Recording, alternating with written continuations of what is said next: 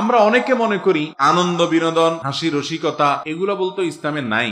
ইসলামে শুধু নামাজ কালাম আছে, রোজা আছে, জাকাত আছে, হজ আছে, ওয়াজ শোনো, ওয়াজ করো, গুরু গম্ভীর জিনিসপত্র আছে। আমাদের দুনিয়াতে বেঁচে থাকার জন্য একটু হাসি, একটু বিনোদন, একটু খেলা, একটু আনন্দ, এগুলোর দরকার আছে না নেই? এগুলো ছাড়া মানুষ বাঁচতে পারে? মানুষ তো সামাজিক প্রাণী, সামাজিক অনেক বিষয় যেরকম তাদের দরকার হয়, বিনোদনমূলক অনেক কিছুরও দরকার। সেই বিনোদনের সকল ব্যবস্থা ইসলামে আছে।